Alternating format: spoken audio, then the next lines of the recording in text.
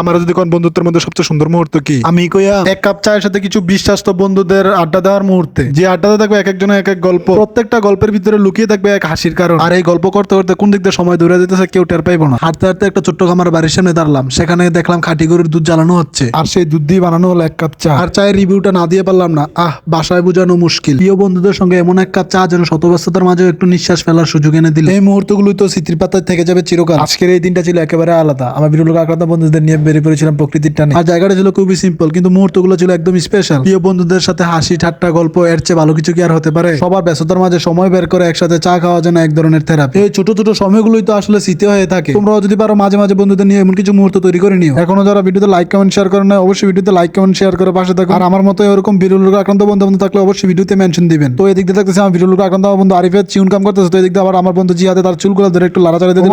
তে আবার এটা করলো কি, তে আবার এর পায়ের মধ্যে চাড়াইলা দিছে। তো দেখেন তে আমার আবার দেখা যাচ্ছে বন্ধু দেখ আমার পায়ের মধ্যে চাড়াইলা। এরকম বিরল আক্রান্ত বন্ধু আপনাদের মধ্যে থাকলে অবশ্যই ভিডিওতে মেনশন দিবেন। আমার বন্ধু হৃদয় দিক দিয়ে হেরে দেখে আসতেছে। তো কথা আছে না যে ময়লা দিলে কয়লা জানা, তো এরকম আমার বন্ধুদের অভ্যাস জানা। তো এদিকে চাওলা মামা এদিক দিয়ে দুধ রাখছে চায়ের জন্য, তো এদিক দিয়ে আমার বন্ধু জিহাদে করতেছে কি দেখেন, আর চায়ের কাপ দেয় এক কাপ দুধ নিল নিয়ে, আমি মনে করলাম হ্যাঁ খাইবো, মানে হ্যাঁ এটা খাইও না, মানে নিয়া ওমা এটা দিয়ে পিছন দা ফালাই দিল। দেখে মানে অনেক কিছু বললাম যে বন্ধু এটা আসলে ঠিক করো। আর আমার বিরল আক্রান্ত বন্ধু বান্ধবের মধ্যে মানে ফাপ্পর নেওয়ার লেগে কোনো কিছু বলা লাগে না, মানে ফাপ্পরের ফাপ্পর নিতে পারে। হ্যাঁ চাওলা মামা টাকা দিয়েছে আমার বিরল আক্রান্ত বন্ধু হৃদয়, কিন্তু এদিক দিয়ে আমার বিরল আক্রান্ত বন্ধু জিহাদে গিয়া ফাপ্পর নিল, মানে মনে হচ্ছে যে হ্যাঁ টাকাটা দিছে। তো এদিক দিয়ে আবার দিয়ে আমার বিরল আক্রান্ত বন্ধু জিহাদ মানে এদিক দিয়ে আবার চকলেট চুরি করতেছে, মানে ওই চাওলা মামা এদিক দিয়ে ওইদিকে ফিরা দিচ্ছে, তো মনে করছে এই সুযোগে এদিক দিয়ে চুরি করে ফেলবো। তো আসলে কথা আছে না যে চোরের 10 দিন গৃহস্থের একদিন, তো হুবু ওই কথার সাথে মানে এই কথাটা একবারে মিলা গেছে মানে আমার বন্ধু জিহাদের সাথে। আর এদিক দিয়ে আমার বিরল আক্রান্ত বন্ধু আরিফে এখানে যেভাবে বইছে মনে যেতে এই এলাকার চেয়ারম্যান। আর এদিক দিয়ে সবার চাই মোটামুটি শেষ, কিন্তু আমার চাটা ছিল লাস্ট পর্যায়ে। আর এদিক দিয়ে আমার বিরল আক্রান্ত আমার বন্ধু জিহাদে আমার থেকে নিয়ে মানে কিভাবে খাইতেছে দেখতে পাচ্ছেন, মানে হয় যে ঠান্ডা পানি খাইতেছে। আবার দেখেন হ্যাঁ আমার দিক চাই কেমনে, মানে আমার চা আমার থেকে খাইলে মানে আমার সাথে আবার মজা নেই। আমার বিরল আক্রান্ত আমার বন্ধু বান্ধবরা যত চুরি চামারি করুক না, কিন্তু আমার সাথে এরকম কোনো কিছু চুরি চামারি করে না, আমার সাথে আবার সবকিছু শেয়ার করে খায়। আর আমার বিরল আক্রান্ত বন্ধু বান্ধবরা জানে মানে আমার সাথে যদি অন্তত কোনো কিছু চুরি করে খায় মানে আমি সবকিছু তদন্ত করে বার করে ফেলি। আর যদি ধরতাম বাড়িতে যেতে জানে যে ইতানের অবস্থাটা কি,